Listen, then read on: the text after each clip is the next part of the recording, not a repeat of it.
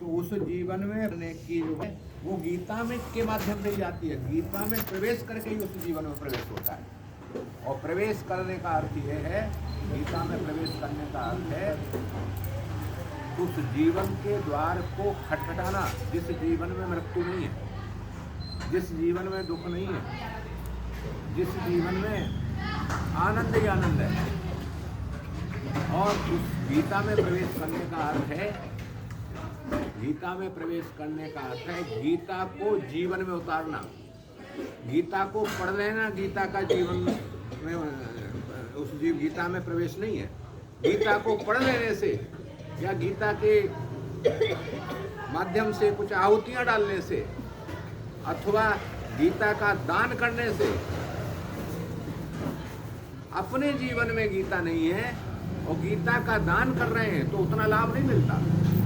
जैसे खुद कोई बीमार है, दवाई नहीं खा रहा है, जानता है दवाई, लेकिन दूसरे को बांटता है तो उसे तो फायदा हो सकता है जिसको दवाई बांट दी, लेकिन खुद नहीं खा रहा है तो उसे कोई लाभ नहीं होगा।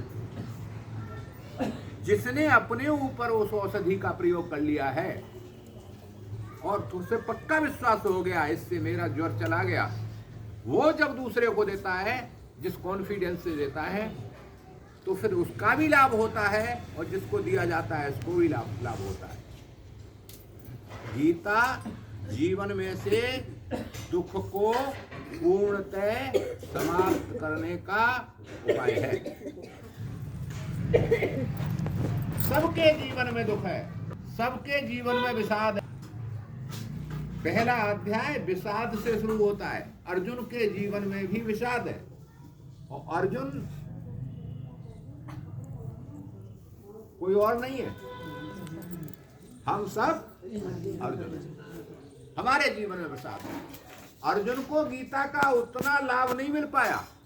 ध्यान से सुनो, जितना बाद के लोगों ने गीता का लाभ ले लिया, संतों ने, साधकों ने, अर्जुन को लाभ नहीं मिला उतना। अर्जुन का केवल महत्व है बछड़े वाला। सर्वोपनिषदो गावो दुग्धा गोपाल नंदना। सारी उपनिषदों का जो ज्ञान है वो गाय है, दुग्धा गोपाल नंदना।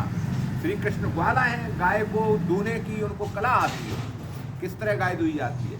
तो सारे वेदों का सार उपनिषदों में, उपनिषदों को दूह करके उन्होंने गीता के रूप में दे दिया। पार्थो वत्स, अर्जुन है केवल बछड़ा। अर्जुन अगर जो हम मुंह नहीं मारता